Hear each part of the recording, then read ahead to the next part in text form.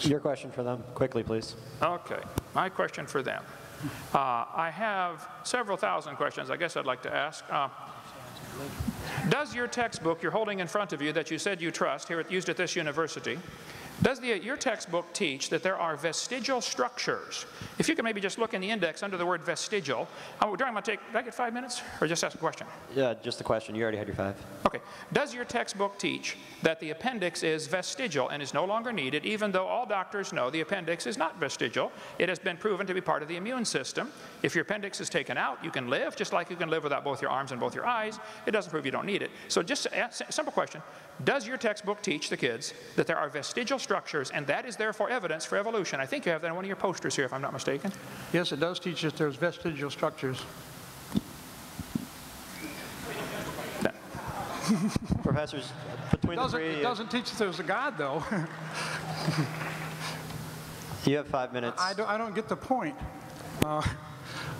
That's the way DNA works. There are certain changes in the DNA molecules that will make some organs more efficient and some less efficient. That's just the way it is. You can find the vestigial structures on plants also. You and I have no control over what goes on in the DNA in our body. We just pass it on to our offspring. But to say that, to make one example like that and say that it's going to get rid of the theory of evolution is ridiculous. We've got all these other proofs that, about evolution. Vestigial structures are just one tiny part of that. Okay, let me say another thing. I know where God came from. Man made him.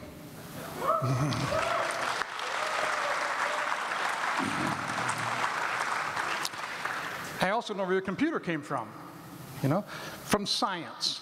It was put together by people that understood physics and chemistry. It was put together by people that understood molecules and atoms. It was put together by people with intelligence, people that knew how to love and hate and carry on biological relationships because they have intelligence. We got intelligence because we have brains. We've got brains because we've got DNA. It doesn't make any sense at all to say that, or that people that don't have religion, don't have feelings, don't follow the law. The Constitution of our country does not mention God or religion.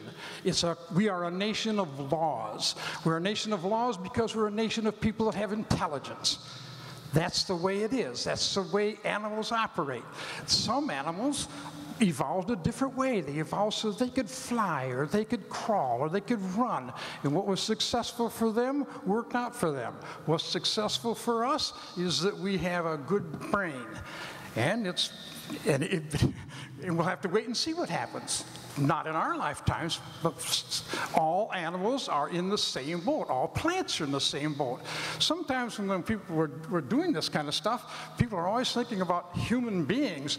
You can find the evolutionary theory in any part of life. It doesn't matter if you're talking about maple trees. I still want an answer to the question of how did all these different things evolve in just 6,000 years when it isn't possible. It's mathematically not possible. If it were, by now farmers would have bred a different species. When he says something like, well, you breed dogs, you always get dogs. Well, of course you do, because you can't change them in 6,000 years. If you could, farmers would have bred something different. We've been breeding plants and animals for 4,000 years. We can't do it, simply because it takes too long. The Earth is old enough for evolution to have taken place, but we haven't had enough time to get different kinds of animals starting from Noah's Ark. Reinhold, you want to say something? We have a minute again? Yeah, we got a minute and a half, I guess. Oh my God. Yeah, I do. One thing that sort of crossed my mind as you were speaking is the difference between science and religion. It seems to me there is a very clear-cut difference.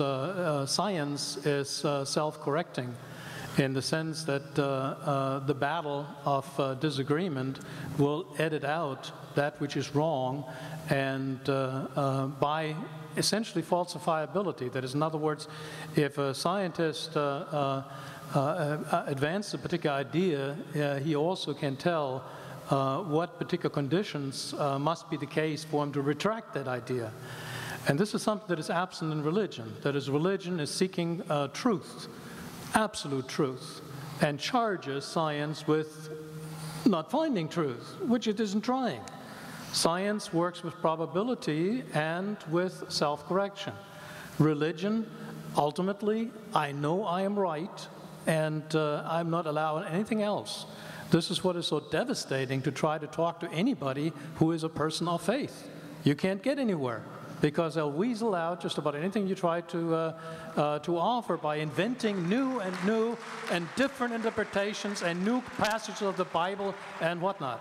And everybody else, of course, is wrong, except the one person is looking at it. That kind of system, I think, cannot be possibly science. Well, he said science is self-correcting. I agree. I happen to like science quite a bit. But see, the creation view doesn't have to be constantly corrected because it's right. Okay?